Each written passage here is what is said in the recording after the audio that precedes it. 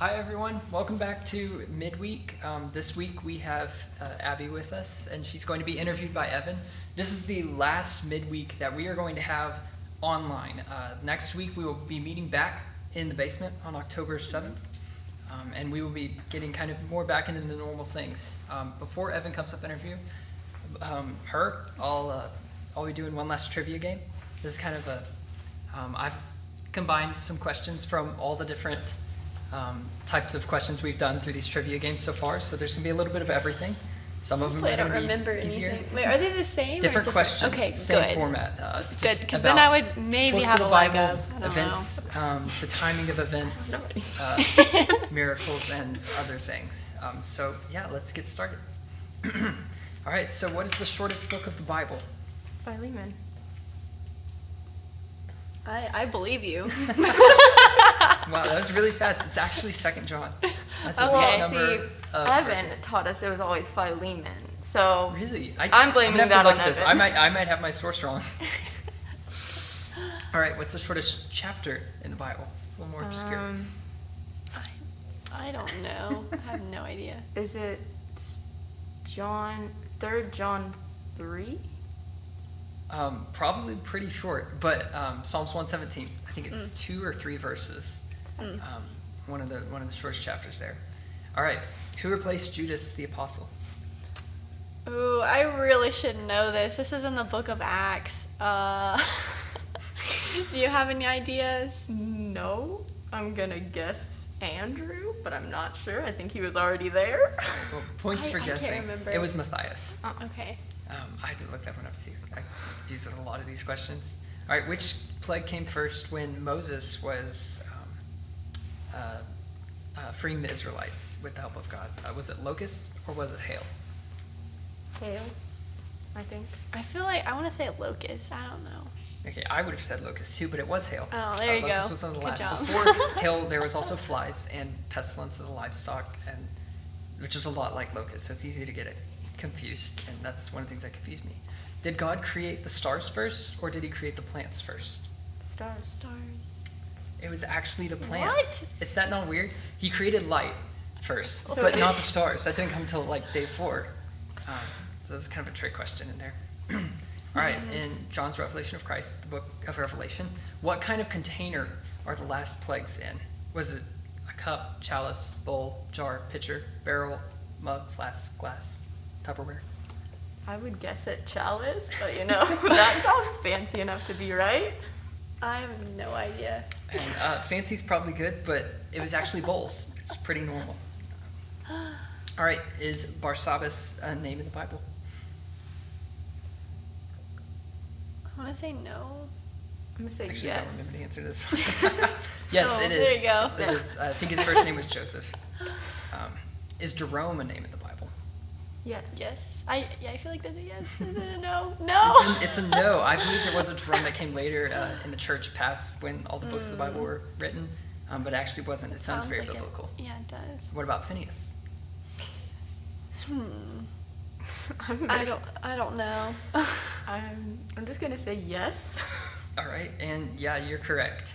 I pulled a lot of My these questions instincts are from all wrong. greatly obscure sources. All right, now we're going to do a couple of true or false. There are 65 chapters in the book of Isaiah. False. There's 66. That Hey. Yeah, that was really fast. The other 66.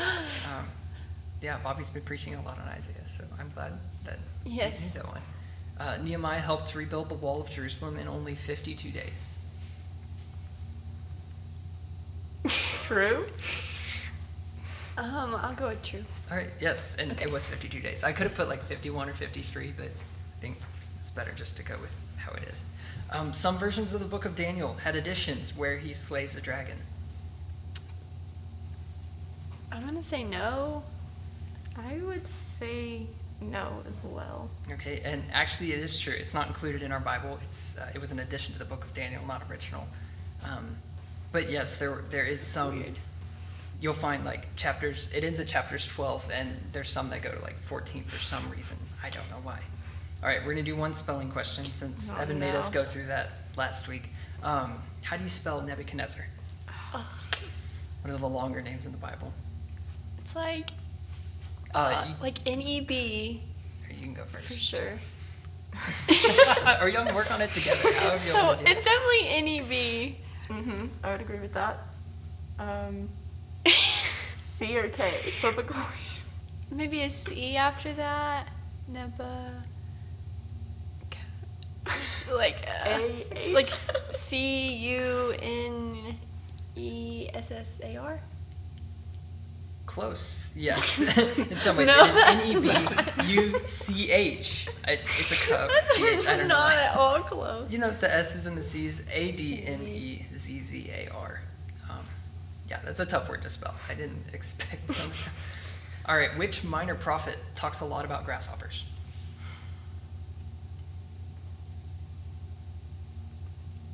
Obadiah. I think that was right next to him is Joel. He talks a lot about locusts or grasshoppers, idea. really. All right, and that is the last of the trivia questions I have for y'all. Good Thanks for job, playing. Abby. You did great. I got. And I'll let Evan come up here and turn it over Yeah. to him so he can ask you some questions.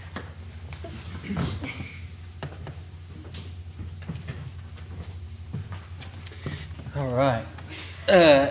Abby, first of all, why don't you introduce yourself to us? Tell us who you are, and everybody's been a senior so far, so you are a senior. But just tell us a few things about yourself before we get started. My name is Abigail Burt. I've been in this church for my entire life. I am homeschooled and I have 11 siblings. The Burt Academy. Yes. I've asked other Burts and gotten their answer, but in your estimation, does the Burt Academy have school colors and/or a mascot? Yes, it has school colors and it has a mascot. They've been laid down by my mom because we fought about it a lot. Good. And so she's like, the school colors are blue and yellow and the mascot is a rattlesnake, which makes zero sense. I feel like it should be a bull snake because we don't have any rattlesnakes. We dispose of them. Mm-hmm. So, When you say blue, navy or royal? navy. Okay, so Stingham jackets, that's similar to Howard Payne's colors, navy blue and old gold, but yellow. Yeah. All right. What was the hardest part of your quarantine, Abby? Just like not having an outlet. I mean, since I'm homeschooled, I'm with my family a lot. And so church and 4-H and work and all of those different things, I had somewhere to go that I couldn't go with my family, to where I could just be myself and not be with them for a little while. And so when I had to be with them every second of every day, it just kind of was overwhelming. And so I didn't really have an outlet. And so whenever I did feel like that or just overwhelmed or like house crazy, I went outside or I FaceTimed my sister who didn't live in our house. So it's really just finding different ways to vent my overstimulation. Yeah, and for those that don't know, Abby has lots of siblings and 7 at home? Or you 6 of them are still at home. I am the next one out. And the youngest is? Lily, she is in the 3rd grade. So you got 3rd through senior, 6 of you at home, Mm-hmm. and that can get tiresome. What's something that God's taught you over quarantine? Patience. Just it's really always been hard for me to just like take things in stride. So like if people like wronged me, I had to wrong them back, and it just was a never-ending issue of getting back at each other. And so I think it was something that I had to learn throughout quarantine, is just like taking other people's like issues and pairing them with my own, and just saying we're not going to be in any sort of perfect relationship, but we can choose to just let us live our lives and not fight at each other at every possible moment. So as you come out of this, and we're still in it a little bit, and we're not locked down, but not everything's open, and even this, I mean, for example, we're not all gathering down in the basement yet. We'll start that next week, but we haven't, we just got started back in Sunday school. But as things begin to come back out, how do you hope to go forward differently than you went into quarantine? I would like to really just change my perspective and not escape from my siblings when I get overwhelmed by them, but to talk to them about what's overwhelming me and about their behavior is affecting my mood. So really just talking to them about like being more open with my feelings and expressing those feelings to them so that we can better understand each other when we are stuck at home together later on. How has having a church family, and then specifically our student ministry, how has that affected the way that you were able to come through? Has that been an encouragement to you? Yeah, it really has. I really love my church family and my friends here, and so when I got to do the Sunday morning meets with my grade, and we got to talk about everything that was going on and how we were being changed and how we felt about this week's verses, I felt like I really was able to connect with my church family even though we weren't actually together. So I found it very encouraging, very it was like a bright spot in the midst of a lot of messiness. Yeah. Were there any biblical passages or biblical truths that kind of sustained you through this? There's one. I cannot for the life of me remember the reference, but it's like, don't worry about tomorrow. Tomorrow will worry about itself. So just like get through today and like it'll all be good. And so that was really encouraging because I have the tendency to think 1,000 years ahead of me, just get everything done, make sure I have everything planned out. And when you do that and you're stuck at home, you overthink things, you get a little bit confused, you mess things up, and just like slowing down to think about what I need to do today, what I need to work on today was really, really helpful to me. So that. Yeah, and we're pretty bad at predicting the future anyways. Yeah. And so while it's not helpful, it's usually wrong at the same time. And so then you spend a lot of energy worrying about things that are very unlikely to come into fruition, which I think is why he talks about it not adding a day. Yeah. Because God recognizes how difficult it is for us, right?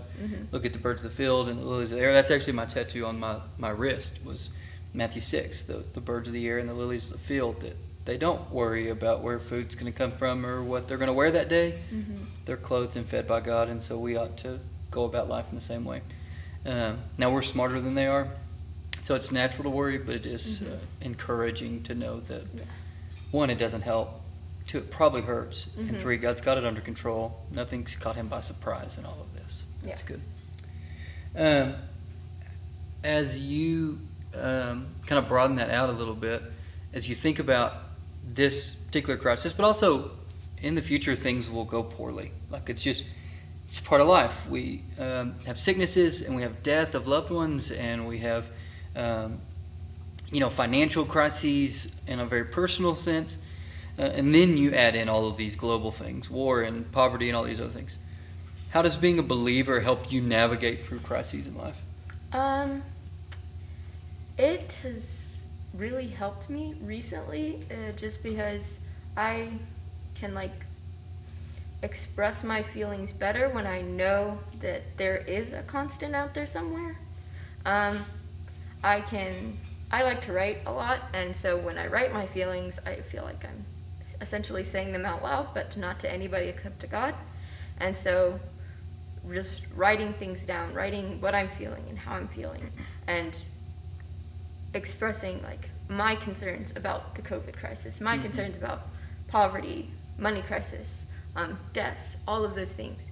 It has helped me understand it better, in a sense, and I can reference different things that I read in my devotional, or I heard you or Bobby say. So it's just remembering all of those little things. Yeah. So you mentioned writing things down. This isn't in the questions I sent you, but I want you to talk a little bit about that. I had a youth pastor that strongly encouraged journaling. I've had seasons where I've done it, where I've journaled my prayers, where I've journaled kind of my thoughts, so that with the intention at least of looking back and going, oh, that's where God answered that. Oh yeah, I was really struggling with that. Now I can look back and go, that wasn't that big of a deal. That should help me gain some perspective when I struggle with things in the future, that kind of stuff. What would you tell to someone who says, I think I want to journal, but I'm not sure it's really for me? How has journaling been helpful for you, writing things out like that? It's definitely not consistent for Yep. me. Like, most of the time, I'll either see something when I'm just reading my Bible, or hear something when I'm praying, or when I'm doing my devotional, or listening to a song, or just being outside in nature and all of that stuff. So it's never consistent. I don't go in every day and write something down because I feel like it. It's just like when something speaks to me, I have the feeling that I need to write it down, how it changed me in a different sense. And so that's what my journaling really is. But what I would suggest if a person is wanting to get into journaling but not really sure, just start with something simple. Like I write, like sometimes it's a couple pages, sometimes it's an essay, sometimes it's only like a verse or two.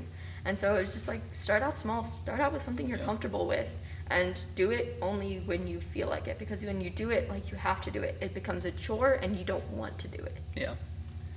Yeah, and that's a discipline I want to be better at. But when I journal, I don't even know that it's intelligible to someone else. I'm not writing it to, be published, and I'm sure it looks like nonsense, and I'm just kind of, throwing up on the page, just anything that comes to me. But I'm always interested to hear what things are helpful. So thank you for that. All right. Now, the final question, and this is a big one. What would you tell middle school Abby? Say cherish your friendships, because like friends, they come and go, and when you grow older, you're going to remember you're going to remember friendships that made an impression on you, and so make those impressions. Be the one. Don't wait for somebody else to come up to you and become your friend. You start the conversation. You be a friend. You love those around you for no reason at all. So just be friendly to everybody and just really connect with your friends, because when you're older and you don't have those friends anymore, that's what you're going to look back on as a great time. Yeah, that's good. All right. Well, thank you guys for joining us again. Next week, we will be back down in the basement. We will be beginning at 6:30 next week in the basement. We will be encouraging mask wearing. We'll spread out in the worship area. We won't have the game room open yet. We won't have the drink fountain open yet. But we are looking forward to gathering again. Johnny's ready to play some worship songs for you guys again. And we just can't wait to see you. Next week, 6:30 in the basement. We'll see you there.